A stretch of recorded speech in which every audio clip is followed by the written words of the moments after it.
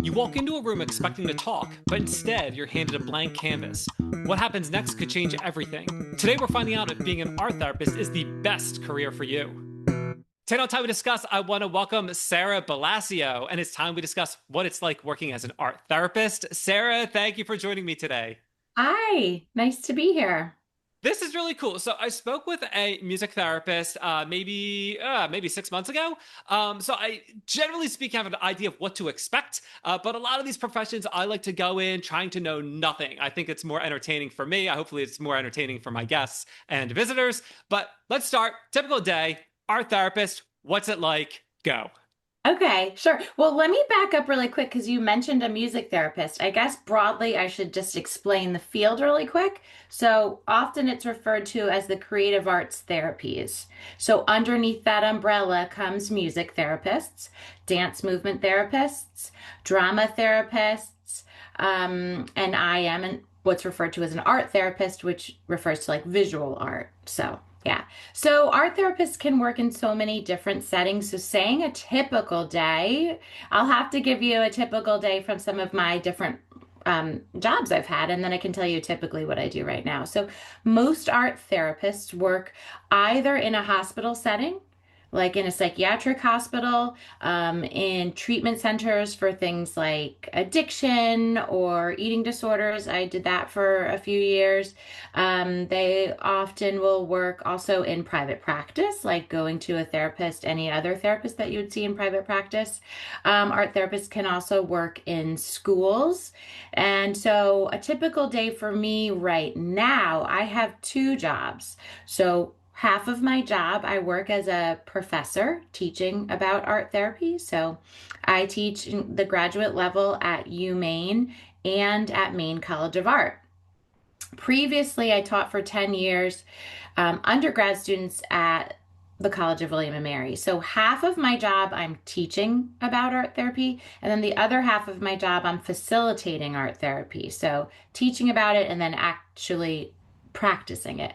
So I have, like most art therapists, worked in hospital settings most of my career up until the last 10 years where I started getting more involved in teaching about art therapy. So right now, like half of the week I'm home doing teaching related things. Like today, when I get off this, I have to do grading for a really long time, which is not that fun. But the really fun part of my job is when I mean, I love teaching and I love my students and I love reading their grading, but practical applications, like when I'm facilitating art therapy, right now I currently work at a nonprofit that serves under-resourced parts of Maine. So parts of Maine that are either rural or people have trouble accessing mental health services or are underfunded. So I go to various locations doing art therapy for this nonprofit. And so a typical session, I guess you'd like to know about too. Most art therapists work in a group format. So just like any therapy, you can either be in a group setting getting art therapy or individual setting. So when I'm working right now at this art therapy nonprofit, by the way, it's called Art Van. It's a mobile art therapy nonprofit. And it'll be in a group setting. So um, meaning participants would come to a particular location. We work in schools or libraries, senior centers, early learning centers, and the art therapist will come in with a certain theme or intervention or a goal for the session. Say that week we're going to be focusing on self-esteem. So the art therapist would come armed with the materials and a theme or a goal for the session, and then the art making project and the materials chosen would all have to relate to that theme. So it's not just putting out materials and seeing what happens. You go with a particular intervention or goal for the session, and it's always based on why the participants are there. When I, for example, worked at the Eating Disorder Treatment Center, those sessions would have a much different theme than maybe when I'm working in a public school, right? So, um, yeah, so that's kind of a typical day, long-winded, and there's lots of options as art therapists, and I just happen to have work in two different jobs, so that that kind of explains it, I hope, Dan. Yeah, that's perfect. So you talked a lot about the emotional side or the mental health side of it. What about the physical side? Do you ever work with people that they have some kind of hand injury and it's more of like I wonder if this would be more under like an occupational therapy now that I'm thinking about it. But something like that where it's more to help on the physical side as opposed to the mental health side. Does or are they completely different? That does sound a little more like occupational therapy, and our fields do overlap. However, there's been lots of research and studies out there about clay work with like people with Parkinson's disease and things like that. But generally, the field of art therapy has more to do with mental health. Of course, our mental health and physical well-being are closely tied together, though. Yeah. Absolutely. Okay. What about different age groups? You talked about obviously working in the school system. You talked about working in hospitals, inpatient. I think you said Yeah. inpatient. Yeah. So you talked about working in the schools, hospitals. What about different age groups? Do you or is different certification needed to work with different people of different age groups, or is that not necessary? Once you are certified, you can work with anybody. How does that work? Yeah, that's a good question. I guess I'll back up and talk about how to become an art therapist. So, because you mentioned certification, exactly. So, to become an art therapist, you'll need to have an undergraduate degree in psychology and art. So, to get into these graduate programs that are accredited by our National Credentialing Board, you need to have a certain amount of, prerequisite undergraduate classes in those two fields. And then you'll need a graduate degree in art therapy from a, accredited school. And the graduate programs take about 3 years. You'll usually do, a certain amount of coursework and then a certain amount of like practical internship time. So about 2 years of two different internships. And I bring up the age situation because that is encouraged during your internship to do broad age ranges and broad populations, right? Once you finish your degree, then you can become certified through a number of hours of supervision, through another registered art therapist, and continuing education and things like that. But a common myth in art therapy is that art therapy is only for kids, which is not true, or artists. To come to an art therapy session, you don't have to have any art making skills at all. Um, and it's the full age range. In particular, there's a lot of research and a lot of work done at senior centers. There's a lot done with memory care and art making because really interesting research and studies out there about how while the brain is deteriorating from diseases like Alzheimer's and dementia, the portion of the brain that focuses on creativity can still function and in fact like be regenerated and learn new skills. So it's very, very cool. Music therapy is also really well researched in this field.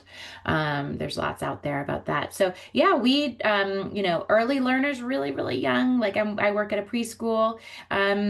And all the way, so they're probably like threes, some of the youngest, all the way up to people in their 90s. We work at senior centers, like I said. And then, of course, teenagers. I worked at colleges forever, especially, young adults when you're in that stage of finding out who you are.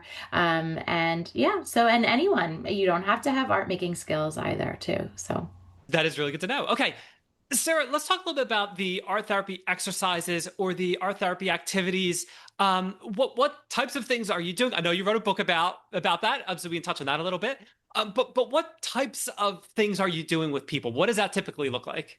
Yeah, so a typical session, a person, say it was one-on-one, like you and me, Dan, and Dan comes in and says, I want to work on career change, or it could be something more intense, grief. It could be about anxiety. It could be you're going through a divorce, whatever it is. So this person comes in and say they're working on grief.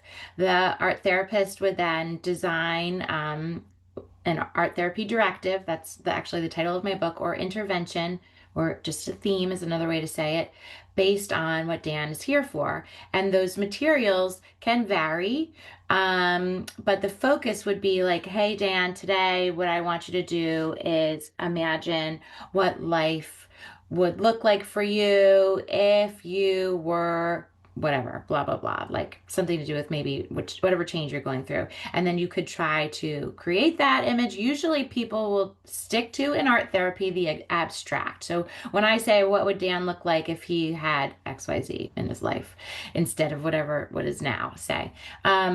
it wouldn't be a realistic self-portrait of Dan. It could be abstract images, how it might feel through colors and shapes and lines. And a lot of times the material choice is completely up to the participant, whatever you're drawn to. However, as an art therapist, we have to have a basic knowledge of every art medium, right? Because Dan could come in and say, great, today I want to work with printmaking. Okay, so we have to at least know the basics of printmaking. So art therapy isn't really about teaching art therapy techniques. However, you want the participant to feel able to focus on the goal of the session and not on, oh, I can't get this to work. Oh, I'm not making this portrait look just right. I can't get the figure just right. Or how do you work these materials? So you need to be able to guide them in whatever material choice they like in a way that doesn't interfere with uh, their their focus of the session, right? Because the goal isn't to really like learn how to do printmaking, it's to explore through the artwork what it would be like for Dan if he was on the other side of this whatever situation. Okay. Before, again, you talked about working in the school. You talked about working in a hospital setting and Yep. various other places. Yep. I'd like to explore the opportunities a little bit, as far as full time, Yep. part time, private practice. How common are those, broadly speaking? Is it easier to go and start your own practice? Is it easier to get started in a hospital? Are jobs abundant in a what does all that look like from your perspective? Yeah, it's a good question. So when you first graduate from school, um, part of a thing within the field of art therapy that is can be challenging is that where our art therapy field is only licensed in a handful of states, maybe 15 or so. However, our national certification is for the whole country. And in order to work in private practice, depending on your state, you need to have a license. So, it's a bit of a thing within our field because some people are like maybe just going to school to become a mental health clinician. Other people are and learn about art therapy and integrate it into their field, and other people are going to full-blown art therapy school, and then it depends on where you live in order to be able to work in private practice. So that question is a little tricky. However, becoming an art therapist out of graduate school and getting your national certification, you can work in many settings. So it's kind of like private practice is like its own separate thing that depends on kind of your regulations and where you live. And I can talk a little bit about that too. But so most people's jobs out of graduate school are in hospital settings because that's like the most available jobs. And when I say hospital settings, we're mostly talking about psychiatric hospital settings. However, there are also some jobs in kind of hospitals for people, regular physical hospitals like National Children's Hospital in DC, especially children's hospitals. But we're mostly talking about psychiatric hospitals, residential treatment centers for people with like, chronic conditions or things like substance abuse recovery, eating disorder recovery, where you would be in treatment for a longer time versus a hospital is more acute and you are, have a situation that resolves and then you can go back home. So, my first job out of college was at a big hospital, a psychiatric hospital, one of the oldest in the country in Vermont called the Brattleboro Retreat. And I worked there for about 8 years on the adolescent unit. So for that job, I was in charge of programming, like how the whole day was filled, and facilitating art therapy on the adolescent unit. My second job after that, I worked at New York Presbyterian, which is one of the best hospital systems in the country, and I absolutely loved working there. It was a really cool and different job. At that position, I was afloat, which meant I went to all the different units. And at New York Presbyterian's hospital, they have like 10 different units. So all these different units based on why the person might be there. Maybe it's for, a child or an adolescent or substance abuse or a psychotic disorder, or a personality disorder, a mood disorder. They also had an eating disorder unit. And the cool thing for me, I would recommend for anybody, the best thing about this job was as a float, I got to go to all those different units, meaning I didn't just stick to one. I got to learn like all the different things about each different unit and those particular specifics about, those diagnoses or populations. So I loved that. I would go to all of them. And then after that, I then started working in a college setting. So, there's definitely art therapists in college settings. Like I said, mostly hospitals, some schools, a lot of art therapy jobs in retirement communities, memory centers. There's a lot with those. Um, like I said, private practice is kind of its own thing. So, for example, I went to school at Pratt Institute in New York, and they have a license for creative arts therapists in New York. So, I see a small number of people privately, virtually in New York. So, you have to, for private practice, you have to be licensed in that particular state. So, it's a little trickier. But to work as an art therapist at those other settings, you just, not just, you need a master's degree and you need to become certified in our field. So that's a little like subset. And I would say that more jobs are in cities, of course, just because there's more population, lots of hospitals, and opportunities like that. So Okay. it's actually something, it's a good question because it's something for people to think about when they are going to graduate school, because like I said, my graduate school was in New York, so it focused on the license in New York, and you want to think like where it's hard to think about when you're starting school, but like where you might end up or what you would like to do. But it is important to think about all that before starting. Yeah. That is very important, and I've told this story before on the show here. When I went to school, I originally wanted to be an audio engineer, and that's Oh, what I went to cool. school for. And Yeah. it wasn't until my final year it dawned on me that if I wanted to be the engineer I wanted to be, I'd have to be in a major city like Philly, LA, Nashville, New York, and I did not want to do that. And I thought, all right, what's Plan B now? Yeah, yeah, yeah. It's one of those things that starts to develop as we get older. It's like, you think about your meaning, your purpose, what you find meaningful, but you also have to think like practically, like, do I have money for this graduate program? What kind of, you were mentioning prior to us starting, like what kind of salary would I make? Because graduate school is expensive. And then what kind of set? So, you have to think about all that stuff. Yeah, location, all those factors. Absolutely, absolutely. So you talked about the concept of the floater. How common is that? If that is like that sounds awesome, I want to make sure I do that. How common is that? Is that something they should be asking about during the interview process? Is that not necessary? What's that like? That is something that would be on the job application, right? It would be like, okay, we're hiring someone to work on the eating disorders unit, or it would be like that. It's called a float. It's a common um, title in hospital settings. Yeah, meaning Okay. you're shared and you go to lots of other different units. So, Okay. but that's Okay. good. Yeah. Sarah, I want you to think about a job as an art therapist, and I Okay. want you to think about it kind of broadly. I don't want you to think about coworkers or supervisor. Just on a broad level, what makes being an art therapist, what makes that job the best job? I love this question because what I say all the time is that I love my job. I love being an art therapist every day and every different career I've had. And I'll give you a little history on actually my career trajectory to kind of piggyback off of what we were just talking about. So I always knew that I wanted to do something in the field of art, but it's a challenging field. I'm sure like it was for you with sound and audio. It's not like I'm going to be a lawyer or I'm going to work in business. Like it's so specific, and not all the positions in the art field are high paying or practical. So I broadly knew I wanted to do something in art, but I wasn't quite sure. And so I had various internships in college. I interned at Sotheby's Auction House. I interned at the Met. And none of them, while they were amazing experiences, I was like, no, that's not quite right. My first job out of college was working at the Museum of Fine Arts in Boston, and I was like, liked it, but it still was. So I then became an art teacher. I taught in the public schools in Vermont for about 5 years, and I loved that too. But what made me realize, I should say, I liked that. What made me realize I wanted to become an art therapist was I realized as an art teacher that I didn't so much love the part of teaching a technique to people, but I loved what I noticed how it made people feel. So that's when I said to myself, there's something more to this.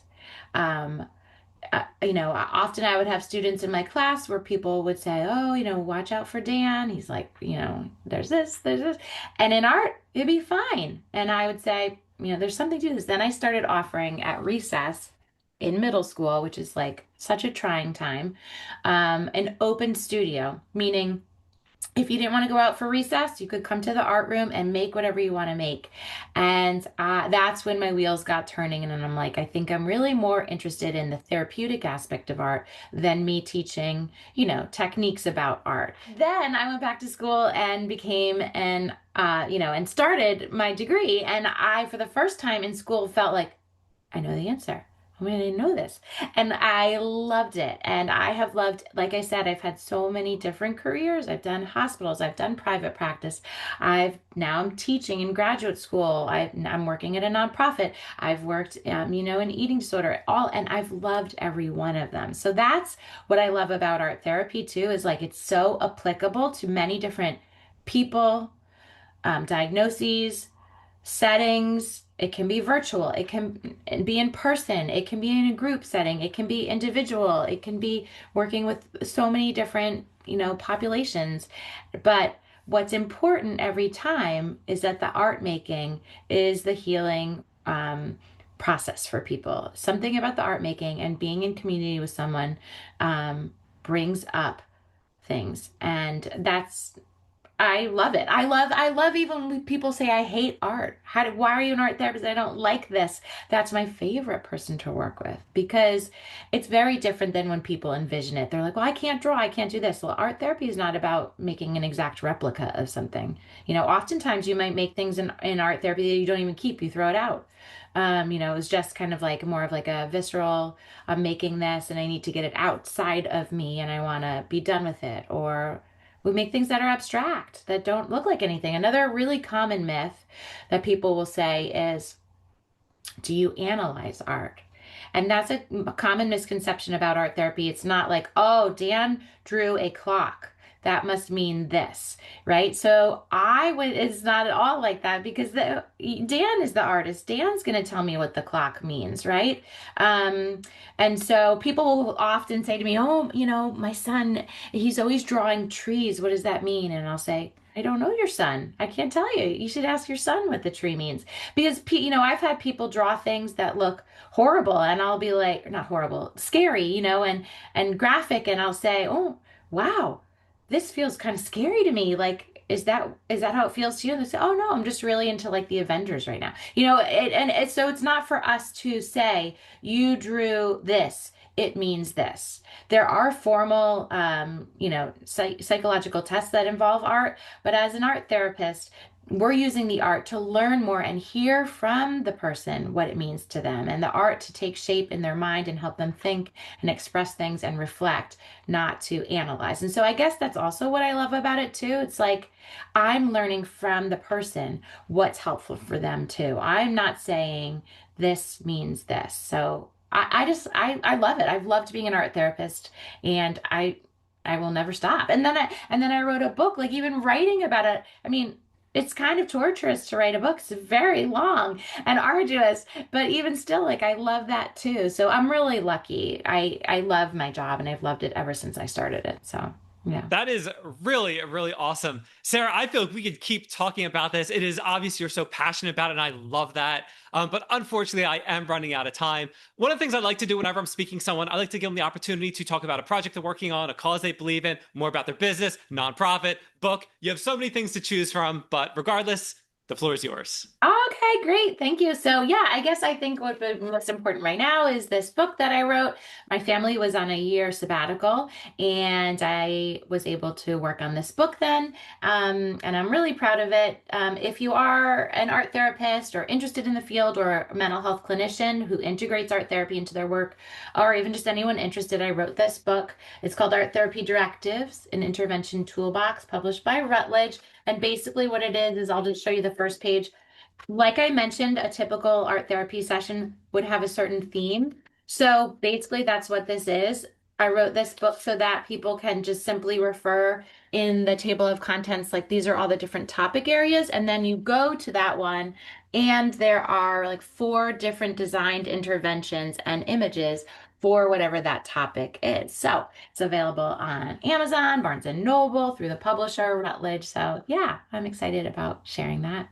That is awesome. I'll make sure to get all those links from you. I'll put them in the show notes. They'll be in the description. They'll be all over the place. So when people are trying to find that book and information about you, they can easily find all of that. Thanks, Dan. Absolutely. Sarah, it's been absolutely awesome having you on Time We Discussed, and we learned all about art therapy. Thank you so much. I really enjoyed it.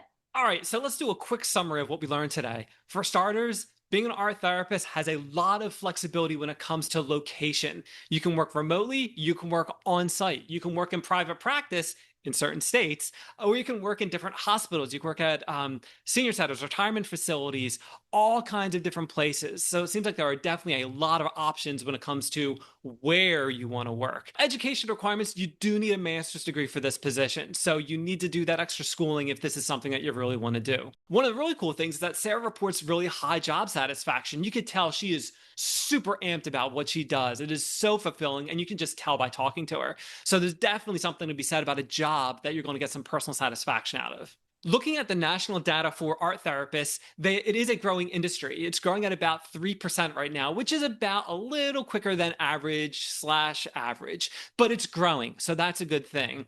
Also, the national average salary is around 66,000, with the 90% being around six figures.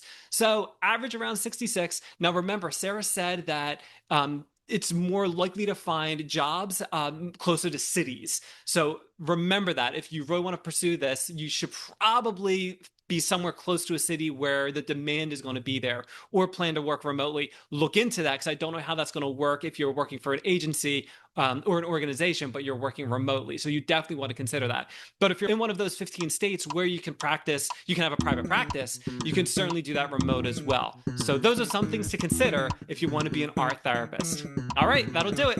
See you next time on Time We Discuss.